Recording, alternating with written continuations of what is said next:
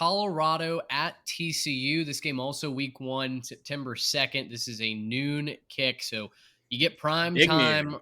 early on. Yeah, it's the big noon kickoff. It's Fox's continued propaganda that noon is the most important game of the day. Listen, whether you believe in Colorado's chances to compete this year or not, I saw a tweet while I was prepping for this that this game is the most anticipated game that a 1-11 team has ever played in.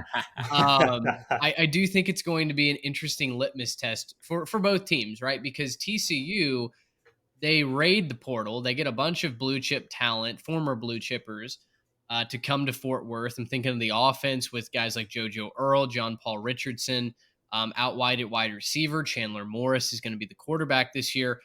But they also lost a ton. A lot of veteran leadership got drafted for the Horned Frogs. Obviously, you lose your star quarterback in Max Duggan, but you lose skill position players. You lose guys in the secondary, right? Kadavius, or what's his last name? Hodges Tomlinson.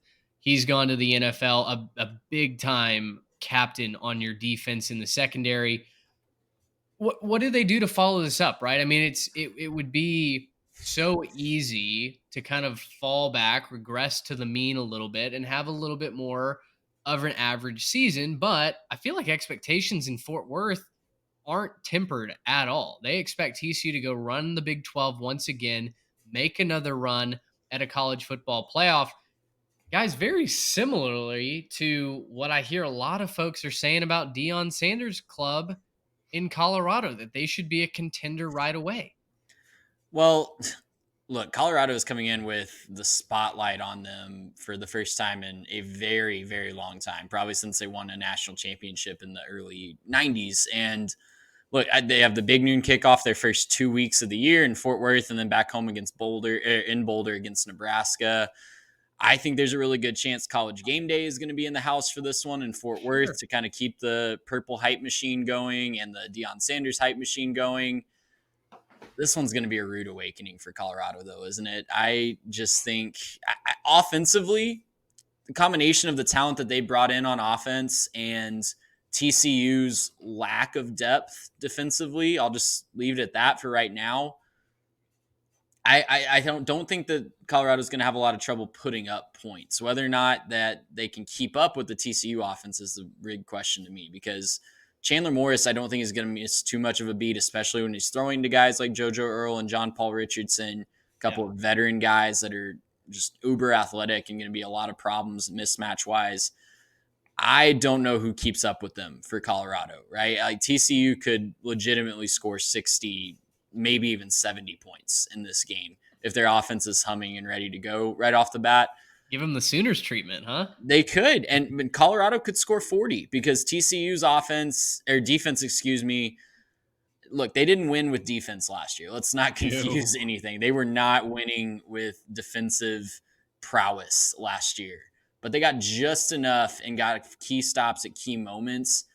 They've got to find who's going to step up for that this year, and I am not sure. I'm just not sure who those guys are on the roster yet. They've got to figure that out, and facing a tough offense in game one is going to be really difficult. Expect a shootout, expect a lot of points to be scored, but I think TCU does end up pulling away. And just, I think you set the over under at 1.5 stops for the Colorado defense, not counting garbage time.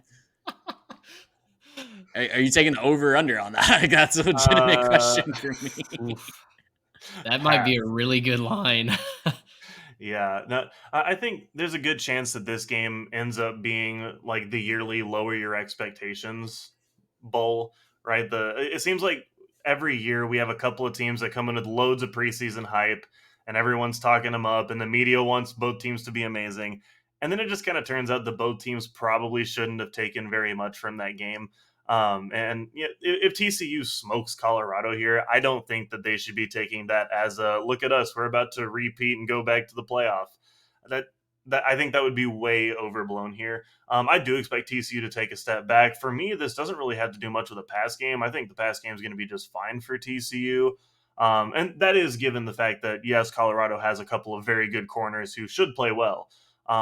for me, this comes down to run game and how much they're going to be able to run the ball effectively, not just in this game, but over the season for TCU. Replacing Kendre Miller is not going to be easy. I know that they have some good athletes, but I mean, at the same time, it's Kendre Miller. He had a really good season, and anytime you have a stud running back like that who can do to opposing defenses what he did, replacing him is not going to be easy by any stretch. They may have a guy step up and really perform well, but you're probably not going to replace him in game one.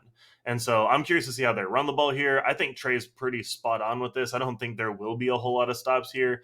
But that also has a lot to do, I think, with the fact that, yeah, there's not great defensive performances on either side. Maybe save the TCU Texas game last year where TCU did not allow a touchdown to the Texas Longhorns, which was, I think, their one real like good defensive game. So you take the one that you get, and that's nice. I guess they could come out and do that again, but I don't think anyone would expect that.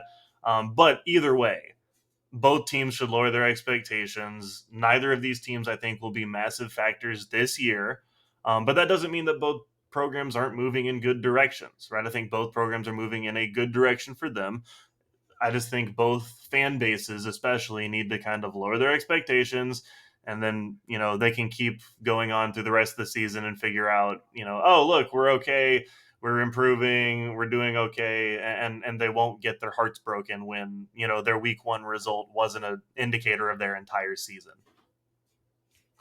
The line for this game, early line, is TCU -20.